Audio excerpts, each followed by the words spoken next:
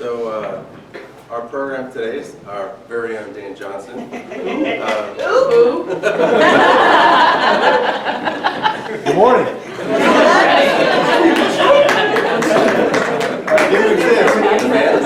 I think it's been 7 years since I've been to a meeting. Thanks for allowing me to continue to be here. And so I want to talk just for a second about affordable housing, but for those of you that don't know me, my name is Dan Johnson. I have the honor of leading about 360 people that work for a company here locally called the DANCO Group. We do a lot of different things. We're in construction, development, property management, assisted living management. We also own a small drug and alcohol rehab center for women in Colorado and that we got into a couple of years ago. And so we really see ourselves as an opportunistic business just looking for opportunities to make a difference in people's lives. And this affordable housing business came along to us, it's been about 15 to 18 years ago now that we had an opportunity to partner with a guy that was in this business. And when we got into it, in construction, you kind of build buildings for people and then you move on, and there's really not a lot of connection. And it wasn't really filling our love tank, if you will, in the DANCO Group. And so when we started going into this affordable housing and seeing the difference that it makes in people's lives, and yes, it's a good business model and it makes money for our organization and it provides a lot of jobs, but the difference that it makes in people's lives is unbelievable. We just opened up a center in Riadel this last week, actually on Monday. We moved in 29 homeless families into a facility that we just finished down there. And to see these people move in, I mean, literally one family that moved in there have not lived in a house in 13 years. And to see the difference that it makes, it's pretty miraculous. This year, we will bring 260 new units to the market in 2020. We currently manage about 525 affordable units, about 800 total. And then this year we're going to add 260, and then next year 350, and in 2022 about 500 new units. So it's a huge growth market for our organization. And this is a presentation that we did in Sacramento a couple of weeks ago for the governor and his staff. And so I'm going to go through it fairly quickly because it shows a lot of projects that we're working on, but I'm going to primarily focus with you guys today on the local ones. So how do we move this thing forward? Okay, perfect. Did I go too fast? All right, so this is the project that we're currently building down on 4th Street in Eureka, and it's a vet project. It's for homeless veterans, and it'll be complete in about 3 months. So that just shows you where it's located. I'm going to get into a little video, which will be, this is some construction shots of it, but here's a little flyby. How do you start the video? Just usually I have somebody with me that does all this. Yeah, no, it shouldn't. Oh, it didn't work. I will go back.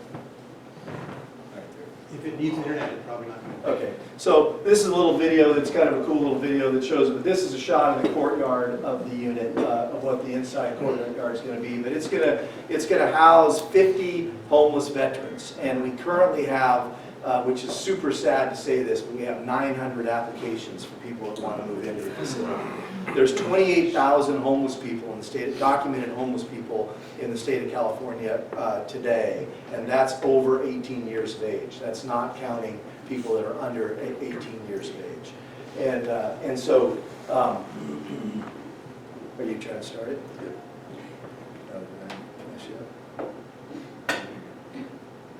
This is a shot of the building when it will be complete. You're seeing it, but they're not. Describe it to us, EJ. Dan, how many units? What does one unit look like? They're one-bedroom units, and each unit's about 950 square feet. And a big difference that has happened in the affordable housing business in the last 3 years is that we used to just provide housing for them and really not bring any services. And I'll speak this while this is going, but this is going down 4th Street as you come into the property. But we used to just provide services or housing for these folks, and now we're starting to provide servicing. So this project in Riedel actually has 9 full-time employees that work to service 31 new residents that live there. We're providing services around medical care, public assistance around getting them back, trying to transition homeless people back into common day life. This is as you kind of walk into the new building and come into the courtyard of it. A little bit off. You'll see one of the units here in just a second. But these, we provide full transportation in these. We have transportation systems. We have caregivers in these. We have medical services that are in them that we provide. Doctors will come and see the residents in the facility. There's cool dudes there that are playing basketball.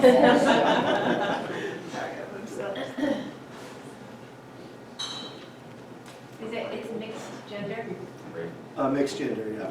And this particular project is all vets. And so what we're seeing in the industry now is that most of these, this is the education room where College of the Redwoods and Humboldt State will come in and provide programming, again, working to transition them back in. All of this is at no cost to them.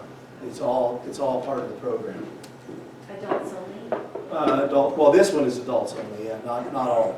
This particular one is. That's a game room that's in the building. And believe it or not, it's pretty amazing how these photos look. This is pretty much how it looks. There he is again. Yep. And how big are the units? In this property, 950 square feet. They're about, you'll see one is. But with a lot of common area. Yeah, a lot of common area.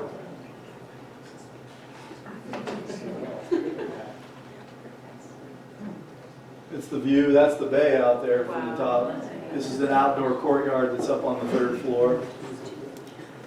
Who designed this, Dan? It was designed by an architectural firm out of Eugene, and called Hanghold, I believe is their name, firm out of Eugene, Oregon. It specializes in vet housing. We have to walk through that door. Already? That's a shot of what one of the bedrooms looks like. That's just the bedroom, and then there's a little kitchenette in it. And they give you the flyby.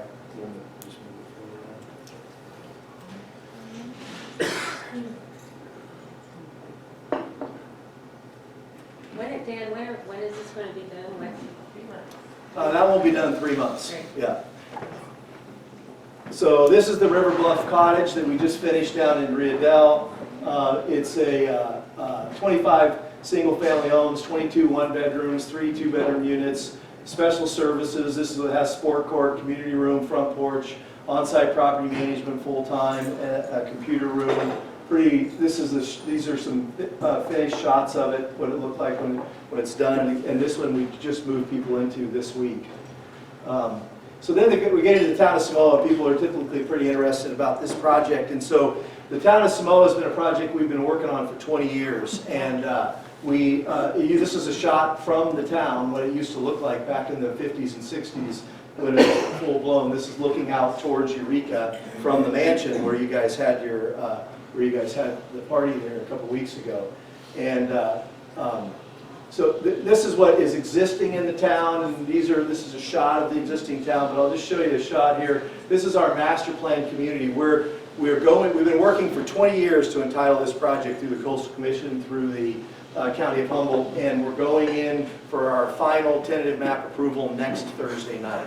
So it's been an unbelievable journey, and if you ever really want to talk about the Coastal Commission, just give me a couple drinks and I'll do that. But this is the project. So if you look at this, to get you located, the cookhouse is right down in this zone down in here. The gymnasium is right here. The mansion where you guys had your party is right up here on this corner. And so the intent with this project is to develop the existing town and sell those homes off, build 200 new homes right here. We're currently under construction, and I'll show you here in just a second, a slide of an 80-unit affordable housing project there that is for families. And this project, even almost more sad than the vet conversation, is we have about 650 applications, qualifying applications for people to move into 80 units. And to qualify, you have to have been homeless for at least 12 months and documented homeless. And it's pretty sad, the state of affairs that California is in, that we're quite happy to be trying to be part of the solution. And so we've got this affordable housing project going, and then there's a business park down here. That's the recycle center that exists out there today. And so we are full-blown under construction out here on this project, which we've been working on for 20 years to basically revitalize and bring this town back into existence. There'll be a grocery store downtown, there's a post office downtown, there'll be a gas station downtown, and all of that is under construction as we speak. And so within 3 to 5 years, you should be able to, it's going to see one of the most quaint coastal communities in the country when we're complete with it. We've got HGTV coming out to do some work with us in a few weeks, and so we're super excited about that. And it's been fun to rebuild it, but it's been a long process for sure. I'll show you the affordable project here. That's just a zoning map. That's our tsunami evacuation. That's our team. This is our team. This is Bob Merrill, if you guys don't know him, from the Coastal Commission. Has been involved in the project from the beginning.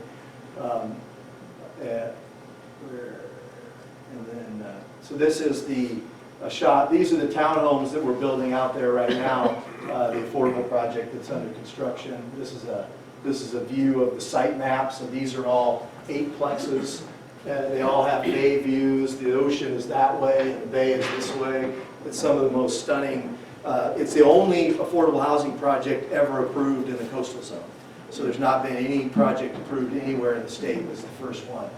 What's the sea level that the community is on? Well, it varies, but the floor height of all of our homes have to be at 32 feet or above. Okay. And for tsunami run-ups. Right.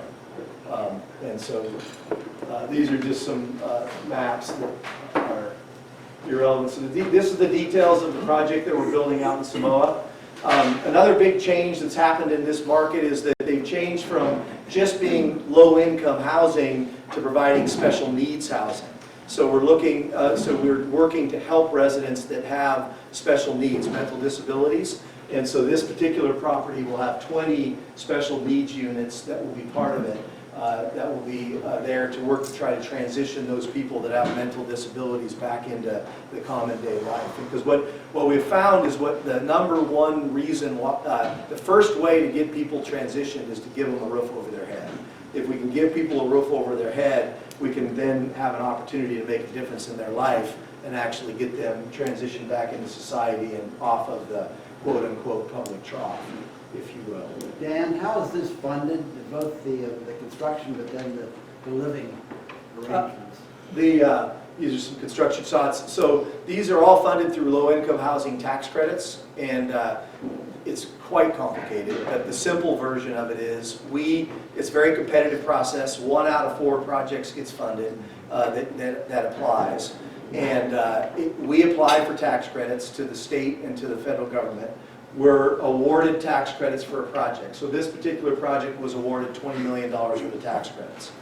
We then take those tax credits and we sell them to Fortune 1000 now. It used to be Fortune 500, but now we sell them to Fortune 1000 companies so that have huge tax liabilities. So they come in and they write us a check for some percentage. In today's world, they're actually paying about $1.05 for $1 worth of tax credits, which is not the way it has been in the past. It's usually been about 80 to 90 cents, but it's so competitive, and it's the thing to do now for these Fortune 1000 companies to invest into low income, so it's made it very competitive. So they give us $1.05 in the case of this project for every $1 of tax credit we give them. We then take that cash, which basically means in the case of this project we had $22 million worth of cash, and we build this project. And then there's other grants that will come into it as well, because $22 million isn't enough. This is about a $35 million project. And so then we'll bring in other grants But when this project's done, there'll be zero debt on it. And so the way that it stays affordable and why it is so much more effective than the old, project housing that we're used to hearing about. What, in Humboldt County, we know it as the Winco housing, right? Well, those are basically subsidized housing. So that there is, you go apply to the government or to the local housing authority, you get approved, and then they pay your rent. They give you a check for you to go pay your rent. Well, in this case, we are able to keep the rent so low that the people that live there actually write a check. And it doesn't seem like very much to us, like these units here, which are, there's 4-bedroom units in this that are 1,500 square feet, 4-bedroom, 2-bath units that'll rent for $400 a month. That have an ocean view. So for us, $400 a month for a 1,500 square foot unit seems pretty cheap, but for them, it's a lot of money. And so there's a huge pride of ownership that occurs in the program, and it's why the program has bipartisan support and is so successful. And it's really a great transitional program. There's a local lady that actually she'd be a great member for this club, Shannon Dawson from Little Learners Preschool. I don't know if you know her or not, but she's sort of our poster child, if you will. She moved into the Courtyards project over on 299 as a single mom of 2 with basically no job. She qualified to move into that project. She was able to transition out of that, with her business, Little Learners. Then she went and bought one of our first-time home buyer units with no money down, which is right next to the Courtyards project, their townhomes. And then now, she's on her own and lives in her own homes. And that's exactly what the program is meant to, is to let people, to let them get going, right, in life. And not have to be burdened with a huge housing cost. And so very, very simply put, that's how it works. And like I say, this will be a $35 million project that will have no debt. The housing authority projects were built by private developers like ourselves, and they ended up completely debt-ridden when they were done. And so now all those things are going bankrupt because they had to take out all this debt to build them. Basically, this particular project is owned by Amazon. And so Amazon is the investor in this project that invested it. We own a part of it as well as the developer, but the majority of it is owned by Amazon. And they buy it so that they can get the tax credits.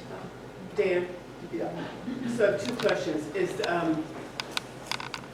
Is there any guarantee that Amazon or whomever will jack up the rents? Are there clauses in there? Oh yeah, it's very, very restricted. Yeah. It's restricted? Yeah. And also to move in, is there any clean and sober clause in the application? Yeah, that has not been the case up until 2019, but now because all the services that are being provided, we drug test in these facilities every week. So which we're learning this as well. The Riadel project is the second project in the state of California to open under the new criteria. The Vet Center in Eureka will be the third. So we're one of the first people to be working in this new way that they're doing it. So we're learning, but yes, we are drug testing them, and in a year I'll tell you how that's going. And so if they fail, are they kicked out? Yes. Well, they're given a warning. It's a 3-strike rule. There's a whole criteria for it. Yeah. But yes, eventually. This is a project that we're building down in Monterey that is, in Gilroy, which is about to open. It'll open in about a month. This is the outline of it. It's a 4-story building. It serves seniors and seniors with special needs. Again, we have like 3,000 applicants for the project, and it's another one of the special needs projects. I'm trying to get us to the. Make sure we get out here on time. I want to show you the Arcata project here. This is our Isaacson. So this is a project that's going to get built right around the corner over here, a block down from Plaza Point. It's another family affordable housing project. It's 44 units, 1, 2, and 3-bedroom units. So it'll have a community center in it. It's got a top lot for the kids, community garden, and then a skate park that's going to be on the roof of the project.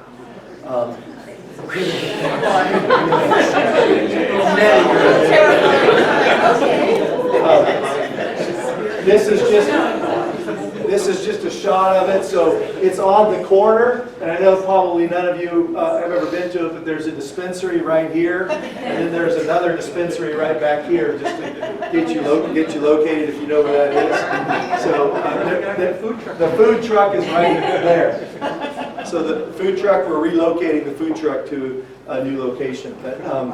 So that's where this site is going to be. Then we have one that we're working on 7th and Myrtle in Eureka that'll start towards the end of this year. It's on the corner of 7th and Myrtle, and that's the shape of that. It's a 36-unit project for seniors. It'll be studios, 1 and 2 bedroom units, fitness room, elevator, on-site laundry. This is a project that we're starting construction on down in Santa Rosa in 2 weeks. It's on Boyd Road down there. It's another 46-unit family project, and those are the things that will be in that. We've got, this is another project in Santa Rosa that we're starting in about a month, and it's another vet project that's similar to the one that we're working on here in Eureka. It's 3 stories, 54 units, and it's for formerly homeless, which is another little different angle, right? So this is people that were homeless, but they aren't anymore. So there's all kinds of, in this new program that the state has put together, there's all kinds of special little compartments that you work to try to go in. And really, what you're working to do is to serve every compartment has such a huge need. You know, whether you're a homeless family, formerly homeless, homeless vet, homeless senior, whatever it is. But what we are doing is constantly working to design what will get funded, because it's such a competitive process. So we go into communities, we have a whole team of people at our office that are just studying the communities and determining what project do we need to put together that will win. Because anything we build will fill up. Yeah. Dan, with so many projects going on in the region, where are you drawing your labor pool from? How are you filling these jobs with qualified labor? Well, it's an interesting question, but from our viewpoint, that there's about, in the United States, there's about 750,000 construction workers, and we only need about 400 of them. And so become the best place to work, and you don't have a labor pool problem. And so we really work for, it kind of sounds cliche, but we really work for that. So we self-perform a lot. We self-perform our own dirt work, our own concrete, our own framing. We have a cabinet shop. We do our own electrical, our own plumbing. And so a lot of our labor pool is coming from our own forces. We've just said, screw it. We're kind of over dealing with the subcontractor pool, and we're going to just self-perform it all ourselves. So in a lot of cases, like if you look at Samoa, all those things I just said, we're self-performing all of it. So we've just kind of eliminated the concern and built it in-house. When you get outside of Humboldt County, it's not as bad. You know, like down in Gilroy, there's quite a few subcontractors in that Bay Area that are reputable, that can get the job done. But up here, the labor pool is tough. Any questions? Any other questions? That's a whirlwind of kind of what we're up to in DANCO. Yeah. What about ongoing maintenance of them? You talked about all the funding for building them. What happens after? There's a maintenance part. So the great thing about the program, because there is no debt, the money that comes into the property is basically to just operate it. To pay for the management team, pay for grounds, pay for maintenance. And so we have pretty healthy maintenance budgets in every one of our properties, and it's actually kind of another source of revenue that our company, that we didn't really think about, but we have a maintenance team of about 15 people that work for us that maintain all of our facilities, and so there's a really good maintenance reserves, and the state comes and inspects every year, and they're very concerned about ensuring that the properties are taken care of. It seems like with the number of people who have applied for the housing and the number of former vets and all these other people, that might potentially at some point help your labor pool too.